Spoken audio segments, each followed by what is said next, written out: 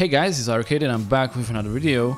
And in this tutorial, I'm gonna show you how to make bass house like JOYRYDE or Kill the Noise or Skrillex and a number of similar artists. Basically, it's kind of inspired by all their styles and they even did some music together, I believe. But mostly it's inspired by JOYRYDE because I was listening to his music. I thought it's amazing. It's one of my favorite electronic music artists right now. So if you don't know him, definitely check out his music. It's pretty heavy. Now let's get started with the tutorial. So I set the BPM to 126, you can go 28 as well, just a typical house BPM. And let's start with the drums. So we get started with the basic drum beat like so. Nothing too crazy. So we have a kick, kind of a punchy, snappy kick. It works best for house music. Then we have this clap from Kashmir's pack, classic clap as well. And then this pre-shifted clap to create a bit of a snap. Creates this nice effect. Okay, so that's the basics of the drum beat. Later we're gonna introduce some percussions, but I'm gonna talk about them in a bit because they are related to the other sounds as well, not just the drum beat. So for starters, it's cool to just have the basic drum beat. Also in the second repetition, I add an open hi-hat, but I kind of wanted it to be shorter, so I decreased the length and increase the out knob, so we have a pretty short open hi-hat. And yeah, that's where the drum beat ends. Next I want to show you some supporting sounds, like brass. So it's really cool to support your bass house tracks with some brass sounds or some stabs, some hits at the beginnings of beats and stuff like that. So I have this brass sound.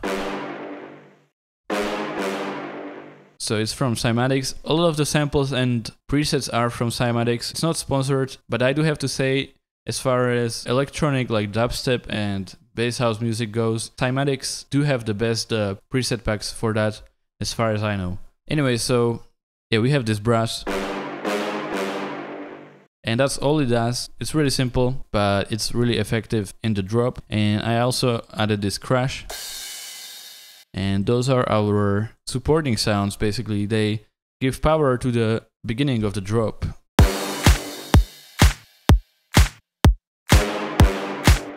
And then, you know, you wanna fill it out with other sounds, which I'm gonna show you right now. So I have the main bass right here, and I had to render it out because it was taking up too much CPU, but I'm gonna unmute it and show you how it sounds. Whenever you wanna do this, you just click on the track, you go consolidate this track from track start, and you're gonna have a wave file just like so, so it doesn't take up your CPU. Here's the main bass melody that I created.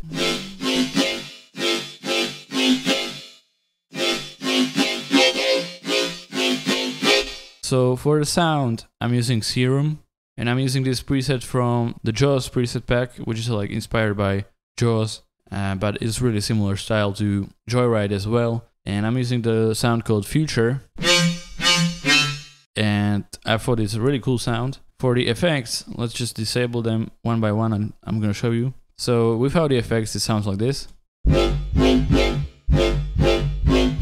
Really sub-bassy. So for the effects, I put EQ on it, delete all the low frequencies and boost the high frequencies, because for the sub-bass I want a separate sound, so I'm not going to be using the sub-bass of this sound. That way we have more of a control over how we want the sub-bass to sound. So this is with the EQ.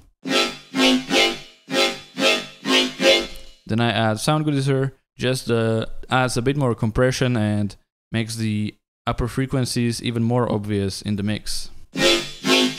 And I add LFO tool, which is basically sidechaining. You can use Grossbeat for that, or you can do it manually. A lot of tutorials on YouTube if you want to check that out. And it's almost a bit weird to add sidechaining on the sound that basically already has some sort of a decking motion, because it's already like almost sidechained. But with the sidechaining, it kind of makes it interesting because some parts of the sound are more obvious in the mix. Like you can see like some really weird jumps, but I kind of liked how it sounds. Like this third one is a bit offbeat for the melody, right? So there's this, the LFO tool is not in line with it, so we have this weird little jump in the sound, which is pretty nice. So yeah, that's it for the effects on that sound. Let's just mute it and have it enabled here instead. you can hear is the same thing. And yeah, then we have a lot more sounds. So these are kind of supporting sounds. First of all, we have the sub bass. And for the sub, I'm using this fake Reese. This one is from the Helix sample pack. And yeah, I said it's not sponsored by Cymatics, but I'm sure kind of promoting their packs here because they just work great for this type of style, what can I say. So we have the sub bass, it sounds like this. It follows the same notes as the main bass, so that's the sub bass that fills out the low frequencies. Pro tip, never forget the sub bass, because without it, this song would be a complete disaster. So yeah, that's the sub bass. Then we have this sound.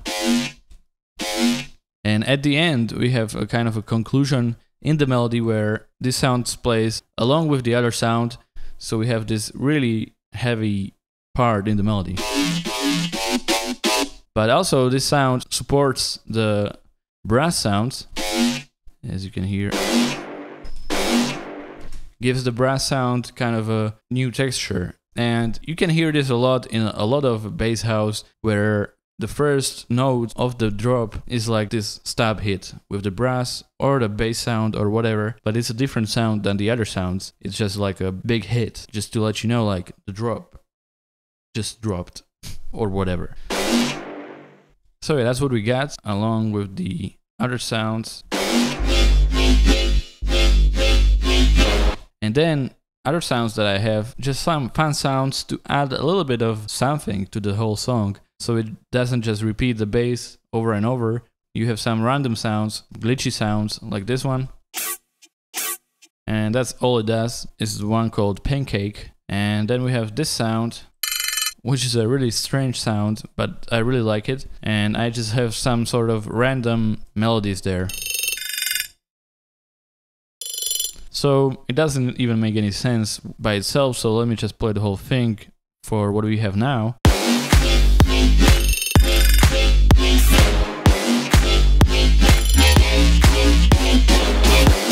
A really important thing to notice about this style is that some of the sounds seem pretty weak or just like they don't make any sense, but when you combine it with the other sounds, it adds up. So make sure to play around with the sounds, adding different effects, and they will definitely add up in the long run. So right now it's sounding pretty good. It's still kind of empty, which some people would prefer, but I decided to add a few more things. Okay, so let's move on to the other sounds that will support these sounds even more. So we got this little sound, which is just a Foley, and it's like a toaster. And it creates a little bit of an effect with the other bass sounds. You almost cannot hear it, but it just adds a little bit more texture to the whole thing. But then I added a few more little sounds that put the whole thing together, like this scratch sound, which let me just play it here. Let's hear that first.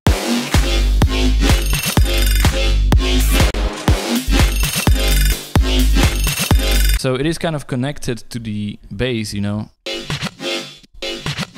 And it's also supported by this sound, which is just two percussion sounds. Also kind of separated right and left, you know. It's kind of like we have this little break in the bass right here. So I decided to fill it out with the scratch sound and this. And then also at the beginning, we have a kind of a break without the bass. So I decided to connect the bass to the silence. I have this sweep. So it's like...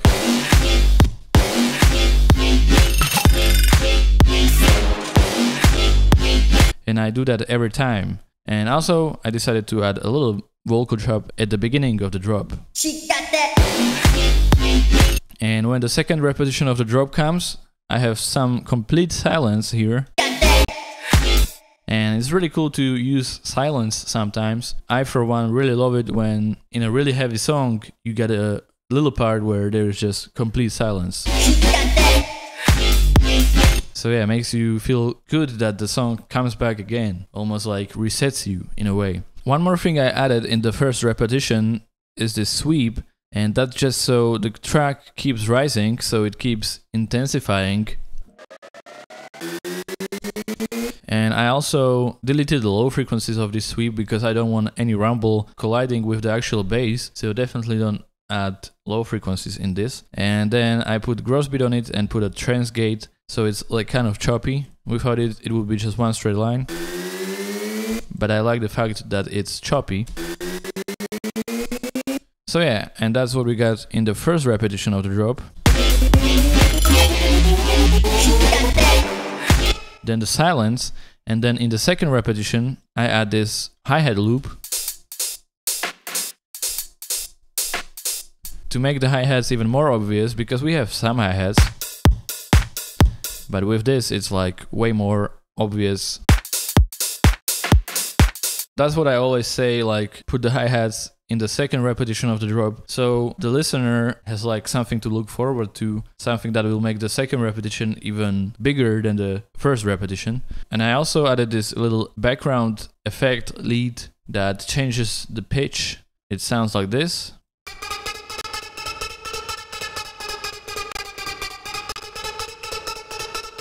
And again, my computer is not handling Serum well, but it's this one called Heldens from the Jaws sample pack. And yeah, I just put the range on 12, automated the pitch, and I also put stereo shaper on it, so it's wider in the mix. It's not gonna be in the middle of the mix, it's almost gonna be like to the sides. And then we have quite a bit of reverb on it with low dryness, so that makes the sound more in the background. And I also sidechained the sound. I converted it to WAV file, so it's not hard on the CPU. And then it's just this. Of course, I started a little later, so we have that silence that I talked about. But actually in that silence, I decided to put the brass sound back on. So it's no longer a silence, it's just kind of a little break from everything except the brass. And yeah, that is pretty much it. At the end we have this snare loop. And that's pretty much it for the whole track. As you can see, it's a bit messy, a bit complicated, but what I recommend is just start from the ground up, build the drums, then the main bass, and then start adding some effects, some different basses, start playing around with different effects, see what works, what doesn't, and at the end you're gonna have something that looks, hopefully, a little something like this. And now let's hear the finished result. Enjoy. She got that.